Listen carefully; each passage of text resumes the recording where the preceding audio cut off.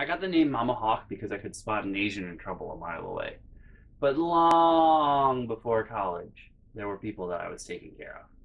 If you thought crazy stuff only happened to me when my family was around, you'd be sorely mistaken. I've always been a magnet for crazy, especially during the school years. So you know how your parents keep like everything that you did in elementary school? They just keep everything. Every paper, every little drawing you did, they saved everything. So, I guess about a year ago now or so, my mom's going through her stuff and she finds my elementary school like box, everything I did in elementary school. And she takes out like a paper bag filled with stuff and she empties it. And in this paper bag are the Valentine's Day cards that I was given. And I'm like, that's such a weird thing to save. And like, I don't remember ever bringing those home. It's not something, I don't know, I don't remember bringing those home. I don't remember any of that. But I'm going through it, and like I'm reading the names off one by one, reading the names off, and I'm like, Ma, there was a Japanese kid in my class? What? I don't remember this at all. There was a Japanese girl in my class, and I think, from what I can surmise, she was born in Japan, moved here for a few years, and then moved back to Japan. And the years that she was in my elementary school, I apparently hung out with her all the time and helped her with whatever. I don't remember any of this, but my mom does. And she was like, no. She was like your little girlfriend. You did everything together with her. And I was like, I don't remember any of this. Why don't I remember? I feel like that's something I would remember. Just hanging out with someone and helping them all day. I should remember that, but I don't for some reason. I just don't remember it. And then a few weeks later on Facebook, like out of nowhere, I get a message from this girl whose Valentine's Day card I had found, the Japanese girl, and she's like, hey, I don't know if you remember me, but we went to school together. And I'm like, whoa, what the hell? What timing? Like I didn't know she existed until like maybe 2-3 weeks before, and then she just appears on Facebook. Like, what timing? What a coincidence. So I'm thinking everything I did in college was something I was already accustomed to. I just didn't remember it. And that just gets me like on a weird tangent where I'm like, what else have I done in my life that I don't remember doing? Like, I always thought I had a pretty good memory, not for numbers or dates. Everyone knows I'm terrible at math. But what else have I done that I forgot?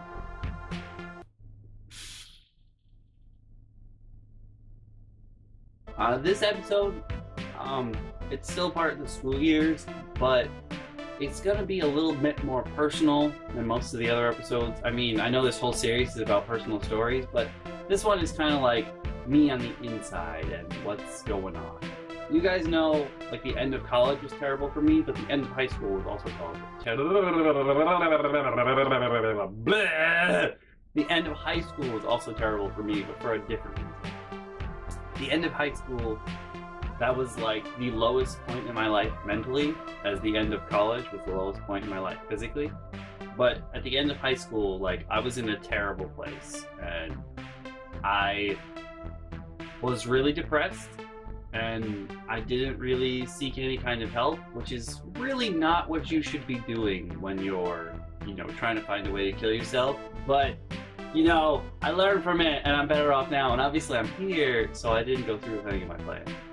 One thing that I will say probably saved me is that when I plan something, the plans are perfect. Like, nothing can go wrong. And I could never find a way to 100% kill myself, so, that makes no sense. Let me rephrase. I could never discover a way or a plan that would have a 100% success rate, and because of that I never tried, because the way I thought about it was, like, if you feel so bad about life, if you think that you're bad at everything, and there's no point for you to keep on living, if you fail at trying not to live again, like, how bad are you gonna feel?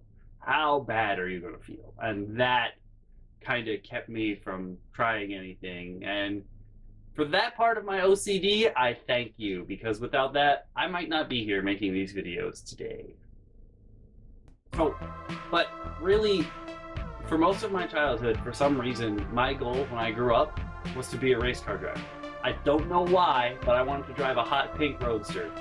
I have no idea where that came from. Maybe that's something I thought about or I saw sometime and I don't remember, but it stuck with me. For most of my childhood, if anybody asked what I wanted to be when I grew up, the answer was race car driver, drive hot pink roadster. No idea why or how that came about, but that was my answer. I would just shoot that right off. Bam. It was decided. And then after that, it was game designer, because game designer makes sense for me. We actually tried game design, and you've heard stories about that before. But the other day, when I had the guys over, and Grim was like, why don't we just try to make an RPG? And I just turned around, and I looked at him.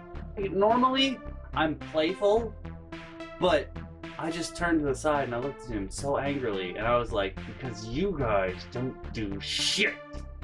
And that, like, I tried so many businesses after college, like so many things to start up, and all of them failed. Blah, blah, blah. eBay is like the only one that's decent.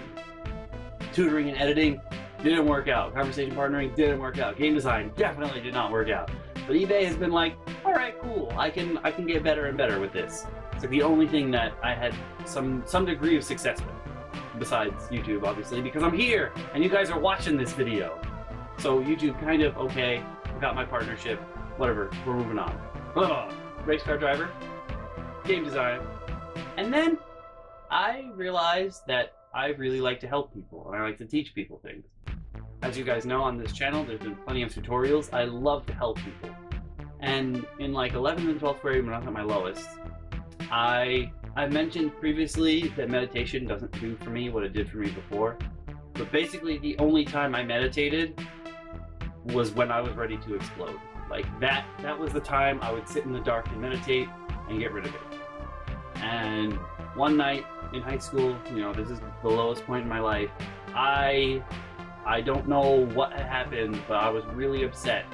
And I remember that night I went upstairs in the old house and I sat in the dark and I curled up in the fetal position and I screamed and cried and I tried to claw my own skin off. I don't know if you've ever tried that, but it doesn't really work. Which doesn't make sense because I actually grow claws. Like, my nails are hard as rocks, and I can cut the shit out of things. But for some reason that night, it wasn't happening on my skin. I tried, and nothing happened. And I went into school the next day. And as you guys know, math and me, we don't get along. I fucking hate math, and I don't understand math. Like, it goes in one ear and out the other. I don't get it. Unless it's physics-based math. If it's physics-based math, I'm good to go. I understand everything. It's fine. There's some science component in there. But regular math, I spent quite a while sitting in the dark, screaming, crying, in fetal position, trying to claw my own skin off. And the next day I went into class. I was in Pre-Calc. And the Pre-Calc teacher at my high school, this is the second high school because 11th, 12th grade and the magnet school had already closed. So the Pre-Calc teacher had also taught my sisters, and like, so she sort of knew me and my family, and she's kind of cool with my sisters, so I went in, I didn't do my homework, and because, you know, sitting in the dark, screaming and crying, trying to claw my own skin off, that doesn't leave much time to think about math. So I probably wouldn't have understood the homework anyway, to be honest. To be perfectly honest with you, I would have been like, I don't get math. She was like, where's your homework? And I was like, I didn't do it. I had a really bad night last night. And like, I didn't make eye contact when I said it. I just kind of looked at the floor. And like, math is a subject that I don't understand. I don't get math. And the teacher sort of knew me. And like, math is not a subject. I never thought of, how do I say this? You guys know I've said it before. I have trouble, like, interacting with. I have trouble. Yeah, I'm Teletubby now. I have trouble. I had trouble before I got to college interacting with, connecting with as a person, someone who's older than me. So with all those factors based around that, I never expected the math teacher to be like, hey, is there something you want to talk about? I don't know if you could tell, but I'm like on the verge of tears right now. Like, I never expected in a million years for the math teacher to be the one like, do you want to talk about it? Like, is something wrong? And I think at that point, that's when my race car driver into game design kind of got pushed to the wayside. And I was like, I want to be a teacher. I want to be able to help people on a daily basis, but also I want the chance, I want to be afforded the chance to help someone that needs help. Because, like, in that moment, even though I shied away from her help, the idea that someone with all these factors around them that would distance them from me tried to close the gap really showed me something. Like, teachers are very important, and not even for the educational value that they may provide to the next generation. Like, they're given a chance to get close to people that they wouldn't have otherwise, and that's super important in this world. Because you grow up like me, with my family, that I would never look to my family for support. Like, I know at this point in life that they're not the people that I'm going to be looking to for support. So it's important that you all have some form of support out there. That there's at least one person on the planet you can go to for help if you need it. And it was kind of like, at that moment, I was like, I want to be a teacher. I want to be able to do this for other people, because I know there are other people that need this. I know there are other people that need this. And now I'm not so sure if teaching is what I want to do.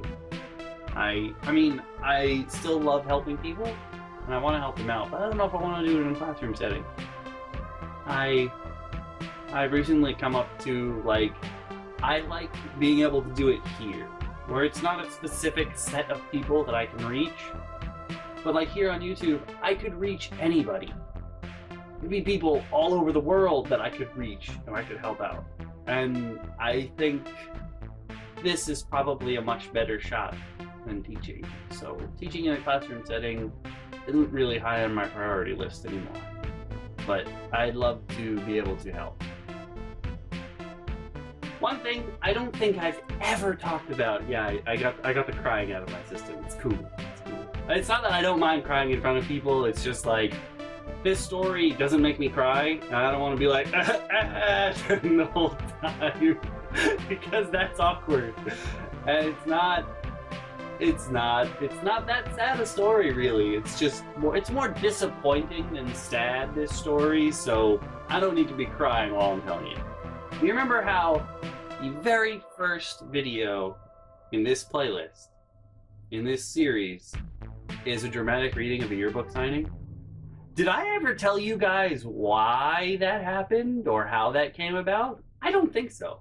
So why don't we take a break right now and talk about Rockman? I realized at the end of last season it was full circle. I talked about everything that had happened that I had been mentioning previously up until that point, and I mentioned at the beginning, and I was like, oh, I'll tell you about it later. But bam, full circle, that's where I tied up all loose ends. But one loose end I did not tie up was the story of Rockman and why he's not on my channel anymore. So if you go back, way far back to like the videos on this channel from 2006 and stuff, there's a guy I played video games with. He went by the screen name Rockman. He's a Mega Man. For those of you that don't know in Japanese, Rockman. Mega Man is Rockman in Japanese because it's rock and roll. Get it? Get it? Pretty much everyone's music related. Bass, forte, even though it should be bass, but whatever. Bass, forte, rock and roll, beat is the dog. Get it now? Get it now? Yeah. So, every once in a while, I'll get a message that's like, oh, you should play video games with Rockman again. And I'm like, nah. And I refer people to the video of the death threat that he left in my yearbook. Now, Rockman is a kid that has some issues. Gonna get that out the way right off the bat. Very kid with issues. Didn't get along with his parents that well. Kind kind of left by the wayside, if you could call it that. Doesn't really connect with other human beings. And this guy, this is a guy that would call at all times of the night because he needed some kind of support. And it's just the way he was. And like this kid, like his family, they kind of forgot about him, so to speak. So like he wouldn't have food, or he wouldn't have money to buy food. So me and my mom, I was like, Ma, can you help us out? And she was like, yeah, sure. So she would get me another lunch. She would make a second lunch, and I would give it to him at school. And he was over our house all the time, and we'd take him out and what have you. And like he would ask my mom for stuff. Like normally you would ask your own family about. Like he would ask my mom about relationship advice and what have you, which I should have known then. Anyone who asks my mom for relationship advice is obviously messed up in the head. We went like that for quite a while, like at least a year where he was over all the time. And over all the time we would pick him up, he'd call at all hours of the day. And he had been talking about in our group of friends how he wanted to ask the prettiest girl in our school out on a date. Months and months. I'm gonna ask her out, I'm gonna ask her out, I'm gonna ask her out, I'm gonna ask her out. And all of us in the group were like, bruh, just do it! Just do it! And finally, unbeknownst to me, what had happened was, this guy, he went and asked the prettiest girl in our school out on a date, finally. And none of us had seen him that day, so we didn't know. He's probably avoiding us because of rejection and what have you. And we didn't know that he had asked her out that day. Now, he was totally okay with us as a group, for the most part. Except Fuzzy. He did not like Fuzzy very much, but that's a story for another day. Fuzzy is that Donkey Kong looking motherfucker in the death threat. So yeah. He asked prettiest girl in our school out on a date. Prettiest girl in our school says to him, she says, no, I can't give you my phone number. My dad would kill me if I gave a guy my phone number. Okay? Remember this. That's what she told him. Now, later that day, this shows you how stupid I am when it comes to relationships. How absolutely stupid I am. So, prettiest girl in school, obviously I had a crush on her too, but I wasn't gonna do anything about it. And pretty much through school, like she had been telling my friends that she had a crush on me, and I didn't believe them, because why would I believe that the prettiest girl in school has a crush on me? Why? Why would I believe that? That makes no sense to me. I felt like I was a zero, I was nothing. There's no way in hell the prettiest girl in school will have a crush on me, so I never believed it. And later that day, after Rock Band had asked her out, we were packing up for the day, and our lockers were like 3-4 away from each other. And I was at my locker, and she's at hers, and she comes over to me. And I'd known her before.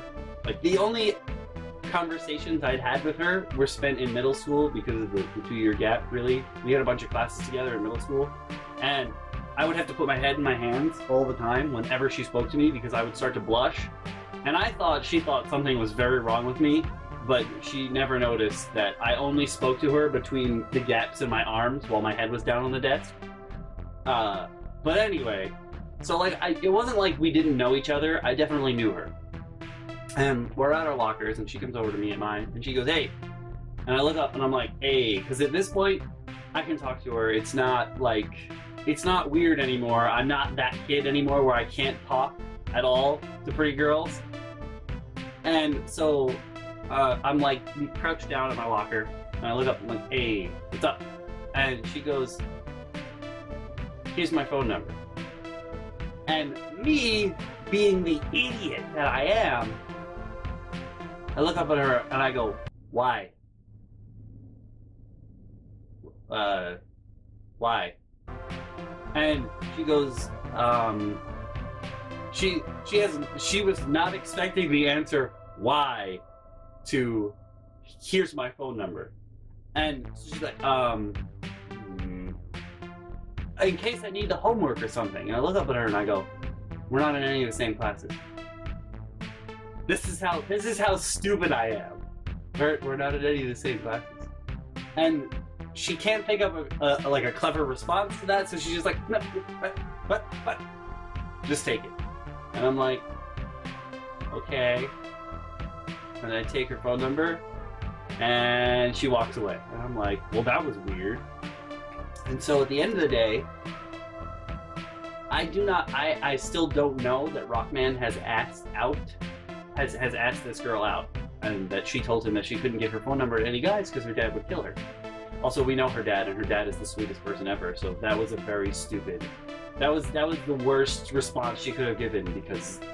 Especially, Rockman had been in one of the classes that her father was teaching, so he knew that that's not something her father would say. And nope. That was a shitty excuse, a really shitty excuse. So at this point, I don't know Rockman has asked her out, and that was what her response was. And so I tell him at the end of the day, when I finally see him, I'm like, she gave me her phone number. Fucking weird. I don't understand. Why? She said for homework. We don't have any of the same, but I don't get it. He took that as me asking for it. As you can tell from the situation I just described, I did not. And also, he took that as, not only was it me asking for it, it was me trying to steal his girl. Which is not the case, because, like, you guys can even ask Liz. There was a dude she was dating right before me, and I was like, no, let him have his chance. Like, let him have his chance. That's the kind of person I am. Like, I'm not gonna have a fist fight over a girl. Like, no, you call dibs. It's your girl. That's just the way it is. That's the way I am as a person, however stupid that may be. So, that happens. And really, that's what sets him over the edge. Because the only other thing about us that was pissing him off is that we used to play Geeky Ninja Taisen 4 as a group. Like, all day, every day. We come home after school, bam, play Geeky Ninja Taisen 4. Blah, blah, blah. Play all the time. However, when we play Geeky Ninja Taisen 4, there are two characters who are outlawed because they're cheap as fuck. There's Akamaru, who's outlawed because he's so fucking tiny that no one can hit him. And there's Karasu, who's outlawed because Karasu has like 600 points of super armor. Like, you cannot stun Karasu, and it just makes it really, really, really hard to kill him. So those two characters are bad when we play together. And Rockman always picked Akamaru. And then he would get mad that we beat the shit out of him. You picked the banned character that you knew was banned. We're gonna beat the shit out of you. We have to kill you first or you're gonna win with the banned character. And no, that's not gonna happen. Like, Akamaru is harder to kill than Itachi, and Itachi is like tier in that game. Like, he's no, you kill fucking Akamaru, because Akamaru should not be played in friendly. Akamaru should not be played when you're playing to win. Like, that's not fair. It's just not fair. It's just not fair. So that and that. This, me trying to steal his girl, which I wasn't really trying to steal his girl at all. Because again, why would I believe that me, this dude that wants to kill himself, why would I believe that the prettiest girl in school wants to date me, wants to hang out with me? Why? Now, when I say prettiest girl, it's not like all she had going for her was pretty. This girl went on to go to Harvard. She is brilliant. And when I see her posts on Facebook with her also perfect boyfriend, oh my god. Her fucking, it's so infuriating that they're so perfect. They went to Harvard, they can both do art. I'm talking like Picasso level art, like, oh. And when they take pictures together, and it pops up on Facebook, I think they're ads. That's how perfect these two are. And it's just like, I want to puke, I want to vomit at how perfect these two are. Like, why would I think a girl like that wanted to date me? Why? So, this pushes him over the edge. And when I say pushes him over the edge, like, oh no, he's fucking gone. So, after he writes the death thread in the yearbook, he starts calling my house all day long and all night. Like, from 10 to 11 to 12 to 13 to 14 to 13 to 14, yeah, okay, to 1 and 2 in the morning, he's still calling, and he's just trying to scream at us. And me and my mom were like, so I just kind of avoided him from then on. We haven't spoken again since. I've seen him one more time. I went home and he was in the Best Buy and I saw him. He didn't see me, thank God. And I just was like, whoop! And I spun on my heel and left. I'm like, nope, nope, nope, I'm out. Fuck that shit, I'm out. And after me, who basically always took care of him, he moved on to another kid who had to call the cops on him twice because of death threats. And after that kid, he moved on to Grimjack taking care of him. And Grimjack, after a while, was like, I can't possibly take care of you the way you need it. So this kid, so Rockman, as of right now, we don't know what he's up to or what he's doing. We know he's been in and out of the asylum, and maybe he should just stay there because they can help him. He really needs some help. But I just wanted you guys to know that Rockman will definitely not be in any more videos on this channel. So if you're gonna ask, where's Rockman? I'm gonna tell you, hopefully in the asylum. Hopefully in the asylum. Hey there guys and gals, I hope you're enjoying Season 2 of On Fairy Tales, The School Years. As always, you can click the link on the left to see the previous episode, or you can click the link on the right to see the playlist where you can see all the episodes so far. Now that Season 2's over, I'm going to get back to work. Things have changed, but my family will never change. There will always be new stories.